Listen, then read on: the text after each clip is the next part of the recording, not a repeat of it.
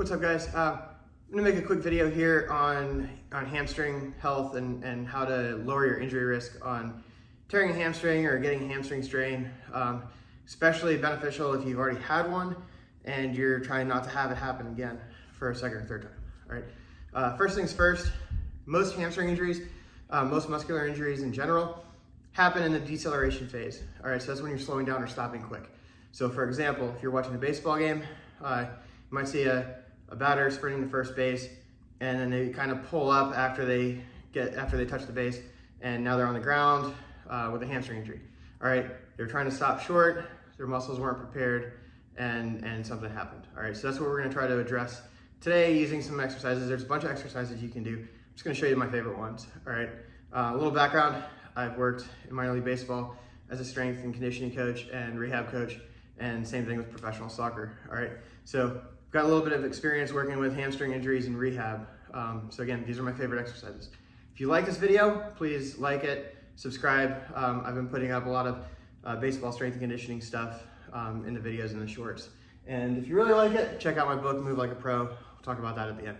All right, but for starters, all right, my favorite thing to do for a hamstring strength and health, all right, it's called pails and rails. So you can sit down on the ground, legs extended. All right, now, everything that's touching the ground, I'm gonna push into the floor with.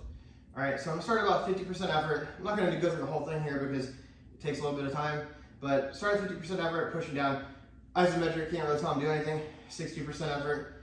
Every 5 seconds, I'm gonna increase that. All right, so now if I'm going about 80% effort, I'm gonna start to sweat, 90% effort. All right, and then this is what 100% would look like. Okay, then I'm gonna take a break, maybe 5 seconds. Then I go to the regressive part. Okay, it's called pails and rails, progressive, regressive. All right, the regressive part, sit in the same position, pretending I'm glued to the ground. All right, I'm gonna try to pull the floor up. So it's kind of a hard concept for some people to grasp, but here I'm pulling up. All right, about 70% effort now, 80, 90, and 100.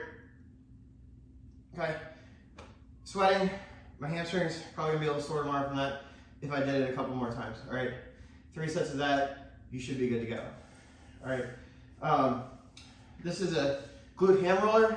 All right, I got this one from Sornex. I love it. It's one of my favorite pieces of gym equipment that's not very expensive.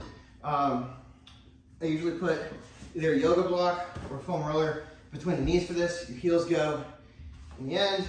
All right, I lay that down, glute bridge up, and we're just going to hamstring curl. All right, you can go slow for an eccentric. That right there, and you should really feel it. All right, if you don't have access to that, if you got a valve slide or a towel, works the same, or like what I did a lot on the soccer field with just heel walkouts. So they bridge up, walk the heels all the way out, walk them back in. All right, while I'm down here, another exercise you can do is a glute bridge with a slow leg lowering. All right, so for example, if I'm working on this hamstring, I'll come up as high as I can and slowly bring it down to the floor where it'll hover, and then I'll raise it again. All right, if you're just in the rehab process or just coming out of it, you do a kneeling hamstring curl here, this. All right, and then bring that up, slowly bring it down. All right, it'd be better if I use the wall that I was up against. Wall space is limited here in my basement. All right, another thing that I really like a lot is your Nordics. All right, I don't have anybody holding my feet in. I'm gonna use dumbbells, see if I can do it. All right, but basically, across here, try to keep my hips from folding in. Without anybody back there counterweight, it's gonna be hard to. Here, I'm gonna catch myself, bring myself back up. All right, but it's on the way down that if I had somebody holding my heels, I wanna go slow through here. Catch, and then come back up. Okay, another exercise that I like a lot. Okay, here they are. All right, I'm just gonna balance with these. You could use a PVC pipes or something else would be better. I don't have those here. You're gonna need a medicine ball or a basketball or something as well for it. All right, we're gonna set that there. Put rest just above the Achilles. All right, now on this, it's not isometric, I'm gonna be pushing down. All right, so hold that for about 10 seconds. Pressing down hard into it. Yep. Now, take about a 5-second break. Now, where this is different than the pails and rails is I'm actually gonna have my leg leave contact with that ball. All right, so using these for balance here, come up. All right, and back down. So that one's tough. That would be an exercise to do when you're completely healthy, not rehabbing, not just out of the rehab process, but it's a really good one, all right? Another one that I like is get a band, put it in a squat rack so it's nice and tight. You're gonna lay down right here and you're just gonna fast kick it. All right? That's a good one too. Now, plyometrics, if you're programmed properly, that can really help in the deceleration phase. All right, so for example, depth drops, really like these, talk about these in my book. All right, so the way we would start out, we're progressing these, step off, absorb landing.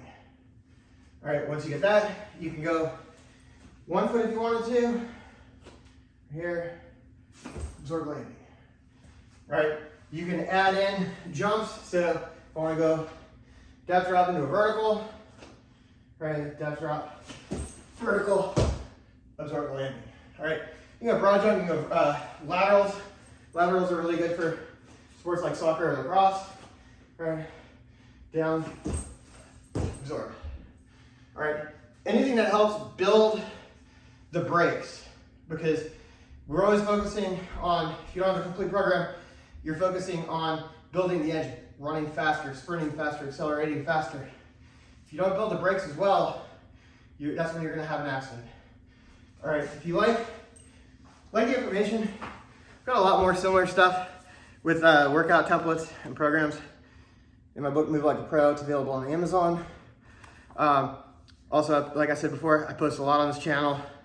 Follow it or subscribe to it. DMs are always open. If you have any questions, please feel free to reach out.